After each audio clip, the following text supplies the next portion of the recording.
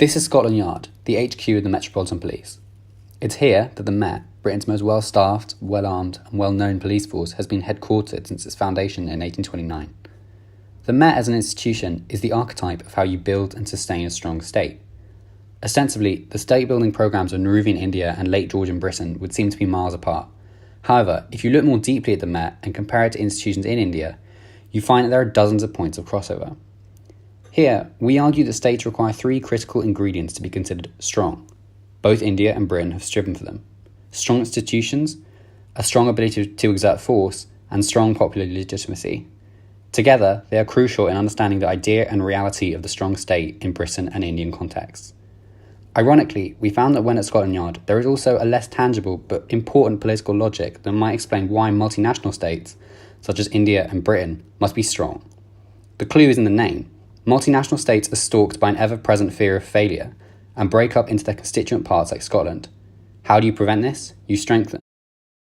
Institutions are the building blocks as they ultimately form the administrative core through which power is built and exerted. Therefore, it is vital to ensure that they are well-resourced, well-trained and well-respected, as this enables a government to exercise their power effectively and efficiently while simultaneously legitimising their claims to sovereignty and authority. In India, most historians regard the immediate decades after independence as a period of relative continuity in both politics and governance, thanks to the entrenchment and staying power of the colonial bureaucracy. Guyot-Réchard epitomizes this argument by arguing that as India faced the challenge of transition from empire to nation, independence did not lead to the abandonment of imperial institutions as much as they were recasting, modernizing and adapting into ones that were better placed to meet the challenges of incorporating far-flung regions into a cohesive and distinctly modern Indian whole.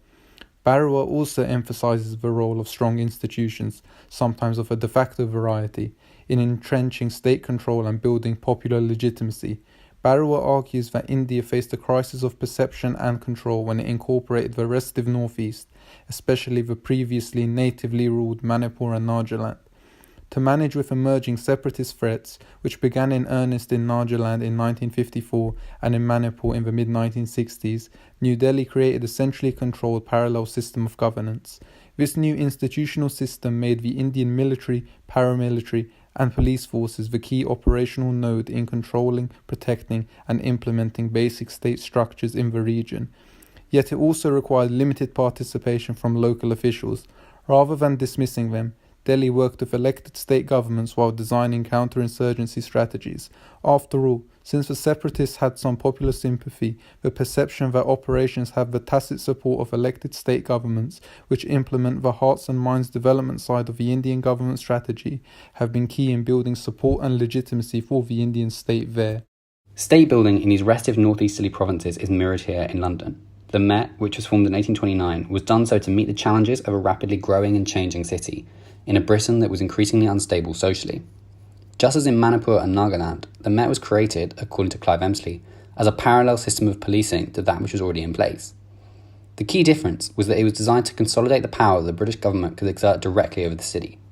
The Met was born as a militarised, hierarchical and uniformed police force, a far cry from the community-run watchman or horse guard systems that existed alongside it, and who were perceived as too close to local communities to act as the sharp, disciplining institutions that the government needed.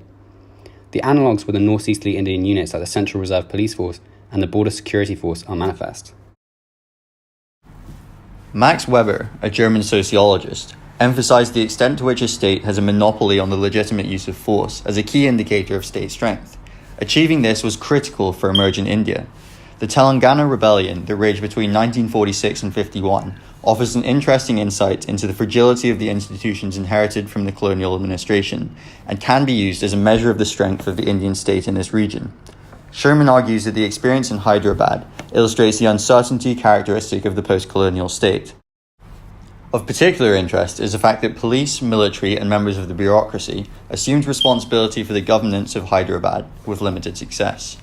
Hyderabad was part of a small group of Indian states that were not immediately incorporated into the Indian state post-partition. Relations between the Indian central government and the Hyderabad State Congress were complicated by the latter's continued refusal to accept Indian sovereignty, which was worsened considerably by the boycott of public services.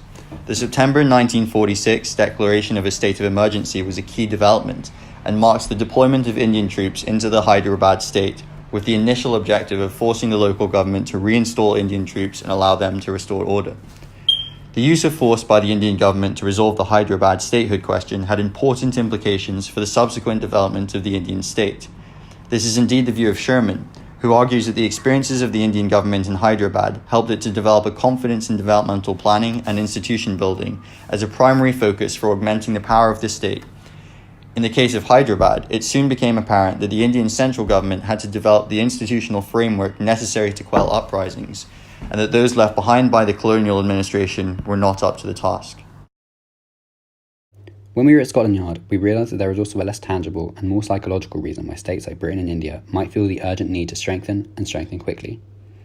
Scotland Yard, one of the great seats of modern British power, is stalked by the ghost of its namesake. Scotland Yard was named for the site of the old Scottish embassy to England, which, as Scotland's viability as an independent state waned through the late 1600s, was gradually rolled up in the lead up to the Acts of Union of 1707. It is a great irony that a failed, ultimately weak state has given its name to one of the most well-known physical expressions of power in England. Just as Britain is stalked by the ghostly independences of its constituent nations, India is too. In the immediate aftermath of 1947, becoming India meant incorporating wayward princely states, fighting back against secessionist groups, and unifying the country into something that was distinctly Indian. It meant making any potential competitors or ideological challengers ghosts in a political sense. The stalking fear of failure is what drives and drove states to build and strengthen. This was successful in some places and less so elsewhere. Sherman has described how the Indian government made the integration of Hyderabad a success through the innovative mix of development and rural reform programs, which legitimised and extended the reach of state institutions further into the countryside than ever before. It goes without saying that a strong Indian state was built successfully in some areas and less successfully elsewhere. It's not an either-or, rather, it was a continuum that was uneven across Indian territory. Comparing the integrations of Hyderabad and Kashmir, or Nagaland and Bhopal, might like just be comparing the Met's relationship with communities in Tottenham and Wandsworth, or Thamesmead and Epping. They're different, based off of an understanding of what it means to be strong, but importantly, they're premised on the same understandings of why states need to be strong.